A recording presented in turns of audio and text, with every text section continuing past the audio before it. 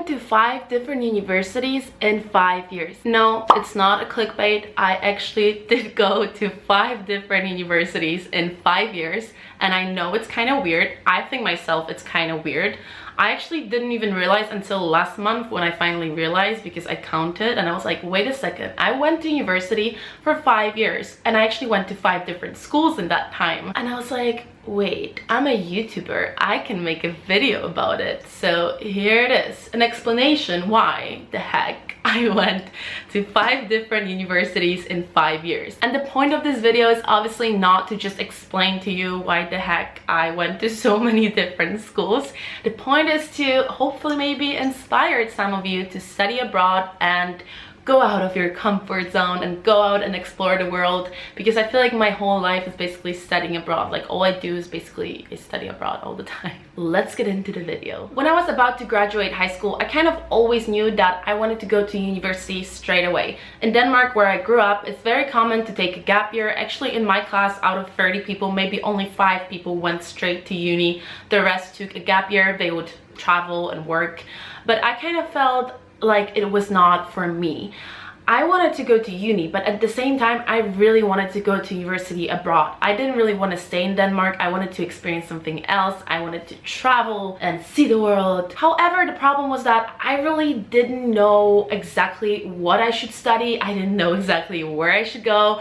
I was looking at US, extremely expensive. I was looking at Germany. Well, not that exciting since I grew up in Poland and Denmark, and Germany is like right in between. So I mean, like going to Germany is not like whoa, you know. So I kind of didn't know what to do. And then one beautiful day in May or even June, literally 2 weeks or something like that before I was supposed to end my very last year of high school, my friend just randomly told me about his friend who went to China to study Chinese. And at this point in my life, I've never thought, even for 1 second, that I could study Chinese, that I could go to China. I was not interested in China or anything like that. I never even thought about Asia. I actually never been, I've only been to India at this point. I've never been to any other Asian country.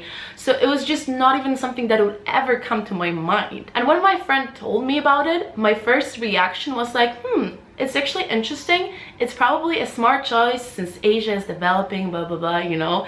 But it's not for me. Even though nobody asked me if it's for me or not, I just decided to, you know, put it out there and let people know that it's not for me, even though it was for me. And my friend's reaction was like, why? You love to travel. And I was like, wait a second, that is true.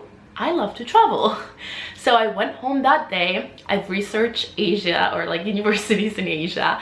I called my mom and I was like, Mom, I'm gonna go to Japan to study Japanese.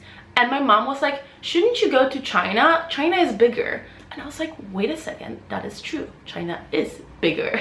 So what I did, I'm not gonna get into the whole story. Actually, I am already getting into the whole story. If you wanna hear the whole story, go and watch my Fudan University video and the story behind how I randomly ended up in China. But long story short, I Googled Shanghai, pictures of Shanghai came up, the skyline, and I was like, sold. I'm going to China, you know. That was my thinking process. So obviously I didn't really think it through. I was like, Shanghai looks great, I'm going to Shanghai. And literally, I'm not exaggerating, 2.5 months later, last day of August, I landed in Shanghai. I was super excited. I was like, yes, I'm starting a new life in China. Like, what a great adventure, what a great idea I came up with.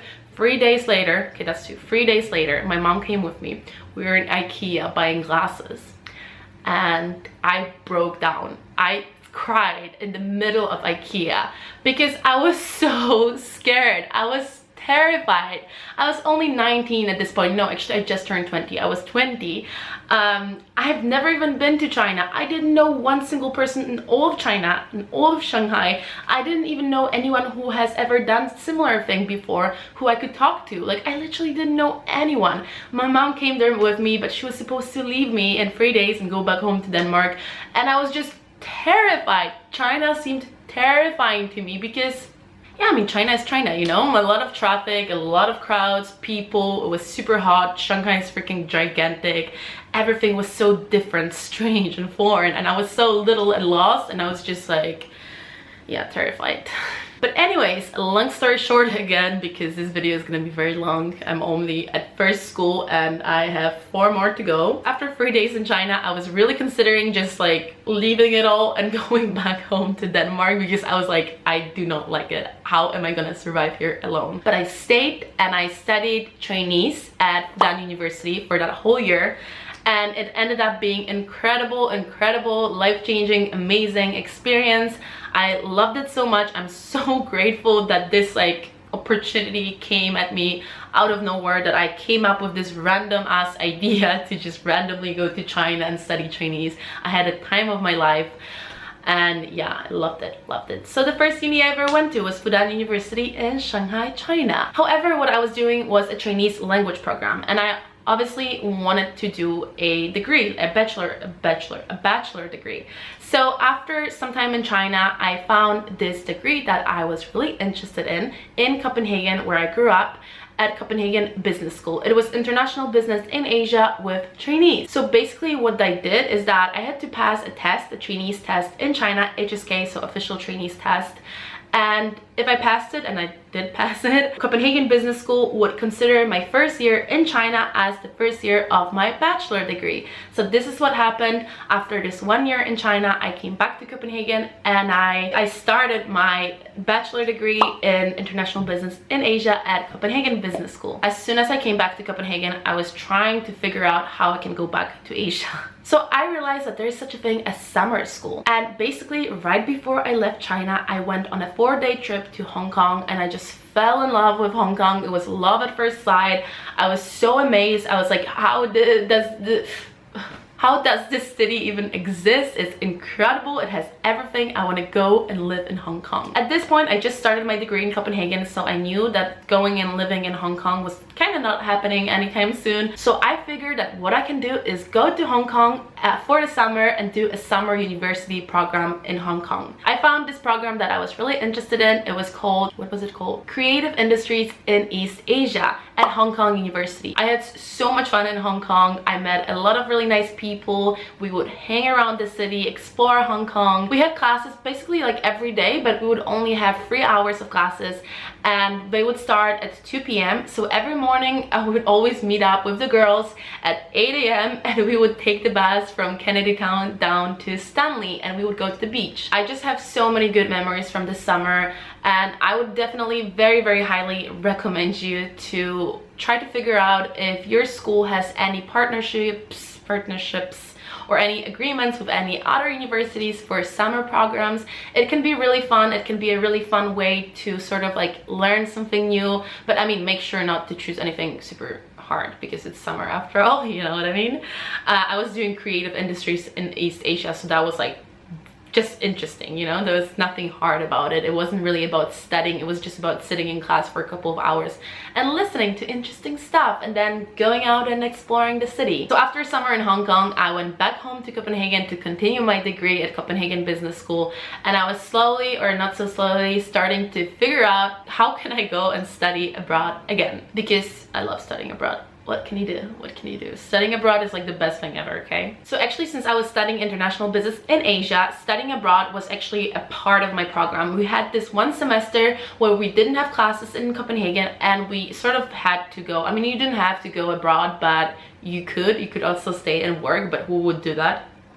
Not me for sure. I wanted to go abroad. Since I've already been to China before, at first I was kind of considering maybe going back to Hong Kong, but then I was like, okay, I just came back from Hong Kong.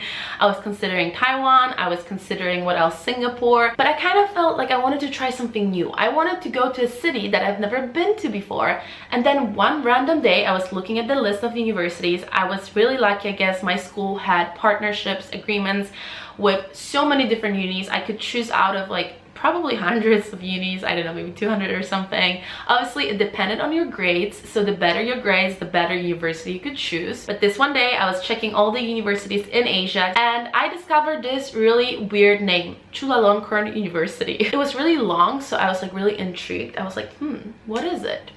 I googled Chulalongkorn University, and a picture of Chula came up, and I was like, sold. I'm going there. I'm going to Chulalongkorn.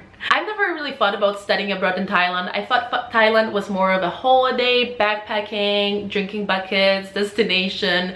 I've been to Thailand once before, but I've only been to Phuket. I've never been to Bangkok at this point. So I was kind of like, maybe it would be an interesting experience to study abroad at such an exotic location where I would have a pool and I could go to the beach. It would just be something completely different than my experience studying abroad before. So 1 year later in August, I went to Bangkok to study abroad at Chulalongkorn University, and I stayed there for 1 semester, so for around half a year. And again, I know I'm repeating myself, but what can I do? I had time of my life. I love my stay in Bangkok. I'm gonna be honest with you guys, actually the very first month I was in Bangkok, I didn't like it. I was like, why did I come to Bangkok if I could go to Shanghai or Hong Kong?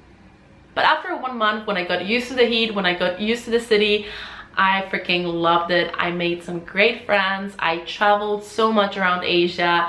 I would wear my uniform to school. At Chula we had to wear uniforms, and I loved the uni. I loved my whole experience. So choosing Thailand ended up being such a great decision. I was so happy about my choice. I was crying so much when I was leaving Bangkok, and if I could, I would do it all over again because I had amazing time. That was also around the time where I actually started making videos, so if you want to see my vlogs from Bangkok, they're out there for you to see. After graduating my bachelor's degree in Denmark, I decided to go straight to another degree, MBA degree in luxury brand management at IFA Paris. I just felt like the program that I found at IFA was a perfect program for me. The coolest thing about the program that I'm doing right now is that, as some of you might know, the first part of the program was done in Shanghai. So I moved again from Copenhagen to Shanghai. I stayed in Shanghai for about 6-7 months, and then afterwards we moved to Paris. And right now I'm here in Paris, still at IFA Paris. And yeah, that was basically it. My experience of going to 5 different universities in 5 years. So as I already said like 100 times in this video, I personally love studying abroad. I always had amazing experience. Every single one of my experiences was so different and unique, and I can't even like compare them because they're all great but different. And yeah, even though it might sound like a little bit of a hassle, unnecessary hassle to go to 5 different schools in 5 years, but I loved it, and if I would have to do it all over again, I would probably do it all over again, and I would probably make the same choices or very similar choices. So thank you so much for watching. I hope to see you soon, I guess. Yeah, bye. See you soon. Bye. It's not a clickbait. Clickbait. Is it a clickbait? Clickbait. I'm a YouTuber.